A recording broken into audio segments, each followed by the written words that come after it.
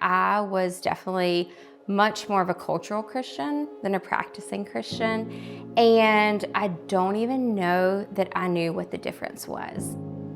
It was August 31st, 2024, and we were having the most fantastic Saturday. Life was perfect as we knew it. And then Jared started talking about how he really didn't feel well. Fast forward to 7 a.m. that Sunday morning, and he couldn't get out of bed. It was so severe that to communicate, he was texting to me, and his text said, "Call my dad, I need to go to the emergency room." I just thought, a few hours there, he'll get a scan, they'll say he pulled a muscle, and life would be normal. Fast forward to that Wednesday, and he had a procedure when they went in, and they definitely confirmed that evening that he had advanced lung cancer. It was adenocarcinoma. They couldn't tell yet whether it was stage 3 or stage 4, but they knew it was advanced. He's 41. He's healthy. We have 3 babies under the age of 4.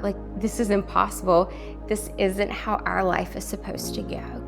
And once the initial shock wore off, then there was a little bit of anger and just confusion. And I found myself just constantly on the floor, just asking God, why us? We're good people.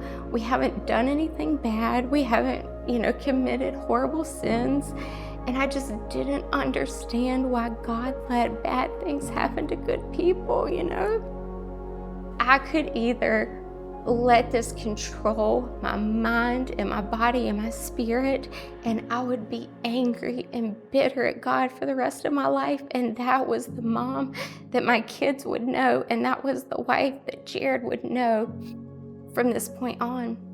And I could either choose path A or path B, and B being to hold my head up high as a follower of Christ and know that even though this isn't the story I would have chose, this is the story He created for me in my life. And just because I didn't understand the why or the pain, I knew there was some good that was going to come out of it. And that's when I really leaned into God. And little did I know in that moment that the thorn in my side that God had placed would bring me closer to Him than I had ever been before. I'll never forget how Renovation showed up for our family, so effortlessly. But the thing that I will never, ever forget for as long as I live was the day that we took Jared to the Renovation offices and had the elders pray over him. And the Holy Spirit in that room, it filled everybody's hearts and their minds. And for the first time ever, I witnessed that feeling of a peace that surpasses all understanding. We attacked it head on with double chemo infusions at Duke for 7 months straight. And now he is currently on a daily chemo pill. And there's a caveat to that. That caveat is that on average, it stops working at around 21 months, and we're at month 16. Our prayer right now is that God lets this therapy continue to work in Jared's body.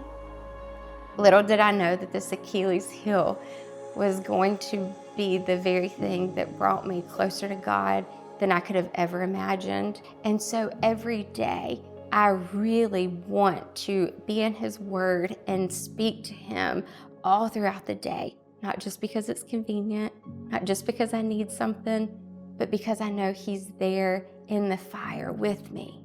And moving forward, I always want to keep that close to my heart, and I never want to forget it, I always want that closeness.